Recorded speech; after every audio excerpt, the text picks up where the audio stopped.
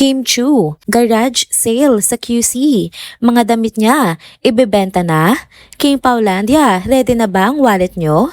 Kim Chu, walang imik sa The Alibi teaser. Bakit kaya? Hindi na ito rom-com. Kim, nagbigay ng seryosong Stella vibes. Tara, kwentuhan muli tayo.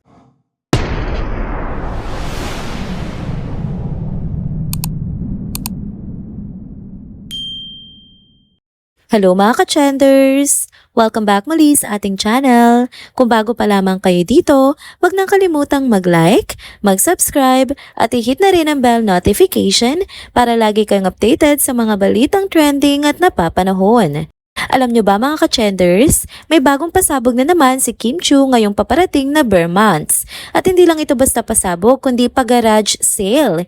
Oo, tama ang narinig nyo. Si Chinita Princess mismo magbibenta ng mga pre-love niyang damit. At ang Kim Paulandia, aba hindi na mapakali sa sobrang excitement. Kamakailan lamang sa isa sa mga bagong upload ni Kim sa kanyang YouTube channel, ibinida niya ang plano niyang garage sale at kung gaano nga karami ang mga damit na ready na niyang i-let go. Grabe mga ka-trenders, pagpasok pa lang sa kwarto niya, parang clothing jungle. May mga damit sa sofa, meron din sa sahig, sa lamesa, kung saan-saan talaga. Pero teka, hindi pa dyan nagtatapos. Binuksan pa nga ni Kim ang dalawang closet niya. At hindi lang basta closet ha, punong-puno talaga ng mga damit. Yung isa nga sa dulo ayon sa kanya, parang hindi na rin makahinga sa sikip. Literal na closet, overload. Kaya naman perfect timing daw ito para magpag-garage sale na siya. Nang makapaglinis-linis na rin daw siya ng wardrobe at para makahanap na ng bagong bahay ang ilan sa mga paborito niyang mga outfits. At syempre, saan nga ba gagawin ang paandar na ito? Yun nga ay dito lang naman sa Little House of Bunnies, ang headquarters ng bag business ni Kim sa Timog, Quezon City. Pinakita pa niya mismo sa vlog ang address, kaya kung ikaw ay taga QC o kahit taga Metro Manila, abay i-ready mo na ang sarili mo. Ika nga ni Kim, wait na lang tayo sa exact date ng sale. Pero for sure, malapit-lapit na yan. Habang busy nga si Kim sa pagplano ng garage sale, isang bagay pa ang muling pinatunayan sa vlog na ito.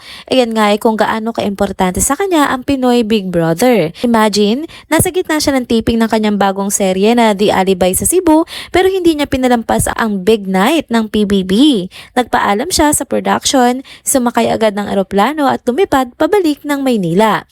Tulog, 2 oras lang pero go pa rin sa commitment. Nakakabilib talaga ang dedikasyon ni Kim sa sobrang dami ng ganap sa career niya mula sa serye, endorsements, vlogs, business at ngayon ay pag-garage sale pa. Hindi mo maikakaila kung gaano siya ka-passionate sa bawat ginagawa niya. At kung iisipin mo, itong garage sale na ito hindi lang basta pagbebenta ng gamit. Isa rin itong paraan para mag-connect si Kim sa mga fans niya. I mean, isipin mo na lang yung item na dati niyang suot sa isang event o photoshoot, possibly mapasayo na. Kung fan ka talaga, ibang level na yon. Bukod pa riyan, mukhang magiging maganda pagkakataon din ito para makapunta ang mga fans sa Little House of Bunny. Hindi lang para mamili kundi para makita na rin ang business sa pinaglalaanan ni Kim ng effort at creativity. Malay mo, may surprise appearance pa siya that day itself, diba? Kaya habang inihintay natin ang official date ng garage sale, tip ko lang, magtabi-tabi na kayo ng budget at i-ready na ang puso nyong baka hindi lang isang peraso ang maiuuwi nyo. Baka mamaya mapapa-bargain haul kayo sa dami ng choices. Kaya yan na muna ang isa sa mga latest updates mula sa Kim Paulandia. Isang Bare Month pasabog na siguradong aabangan ng mga fans. Kung ganito ka-generous at ka-dedicate si Kim sa pagbabahagi ng blessings at love sa mga taga-suporta niya, siguradong mas marami pang magandang bagay ang paparating sa nasabing aktres. Next topic naman tayo mga ka-trenders. Grabe, ibang klaseng suspense at excitement ang nararamdaman ng mga fans ngayon matapos lumabas nga ang balitang ready na daw ang pa-teaser ng The Alibi. Pero ang pinakatumatak, ito nga ang reaction mismo ng bidang si Stella o si Kim Chu. Sa Instagram story ni Miss Carl, isang candid moment ang nakuhanan niya kung saan makikita si Kim na sobrang seryoso habang pinapanood ang teaser ng upcoming series nila ni Paolo Avellino. wala ni isang tawa, wala ni isang ngiti, as in biglang nawala yung usual ligalig at tawa na usually ay makikita nga sa aktres. Iba yung atmosphere, parang lahat napalunok sa kaba. Sa photo, makikita si Kim na naka-gray cropped hoodie at white skirt, nakaupo at nakatitig sa laptop screen na parang iniimbestigahan. Sobrang intense ng facial expression niya.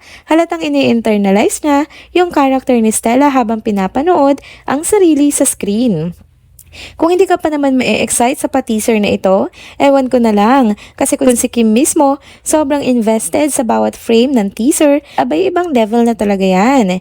Isang fan pa nga ang nag-share ng reaction niya habang pinapanood si Kim. Ito ang sabi niya, quote and unquote, sobrang seryoso niya nanonood ng teaser Shucks, wala na talagang tawanan at hagik-hikan dito. Lol, seated, wala nang paglagyan ng excitement ng tao dito. At yan nga ang totoo. Mula sa mga kwelang behind the scenes moments ng mga nakaraang proyekto ng Kim Pao, ngayon naman ay binabalot ng matinding misteryo at tanong ang bagong seryeng ito. Kung pagbabasehan ng mga materyales na kumalat online, madami nga nagsasabi mukhang psychological thriller ang takbo ng istorya. Parang bawat karakter may tinatagong sikreto. At mukhang hindi lang basta who did it ang tanong dito, kundi bakit niya ginawa, paano at anong dahilan ng lahat.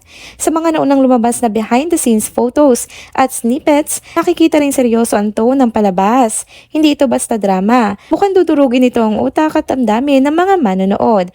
Lalo na kung ganito ka-engage ang mga artista habang pinapanood ang sarili nilang eksena. Napansin din ng maraming netizens kung gaano nga ka-immersed si Kim bilang Stella. Hindi lang ito role na basta ginampanan.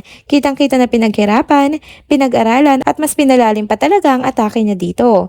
Mula sa postura, sa way ng pag-upo, sa paghawak sa upuan hanggang sa mga matang parang may gustong alamin, ramdam mong may lalim ang karakter niya. At kahit wala pa nga ang buong palabas, marami na nagsasabi na this could be one of Kim's most mature and gripping performances to date.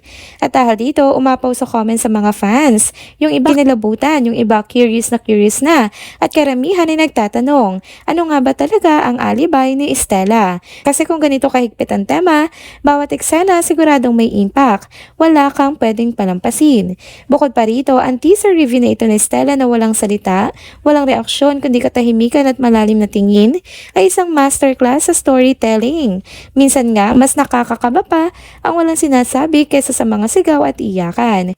Ngayong nalalapit na nga ang paglabas ng teaser ng The Alibay, mas dumarami ang haka-haka, teorya at excitement ng publiko. Wala pa tayong buong trailer pero sa isang simpleng photo kung saan pinapanood lang ni Kim ang teaser ay parang buong kwento na ang gusto nating tuklasin. So ano sa tingin mo? May kinalaman ba ang tema ng kwento sa aksidente o sinadyang krimen? Kalaban ba si Stella o kakampi? Biktima ba siya o mastermind?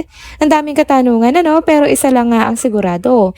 Wala pa mang episode na lumalabas, The Alibay is already making noise. At sa ganitong klaseng pasabog, siguradong hindi lang alibay ang hahanapin mo, kundi ang buong katotohanan. And there you go mga ka-Chanters! Dito na po muna nagtatapos ang ating isa na namang Chanting video update. Salamat sa inyong pagsubaybay at pagsama sa akin hanggang sa dulo ng video na ito. Pero bago kayo umalis, huwag niyo pong kalimutang mag-like, mag-comment, mag-subscribe at i-hit na rin ang bell notification para lagi kayong updated sa mga balitang trending at napapanahon. Kita-kits po sa susunod na video. Paalam!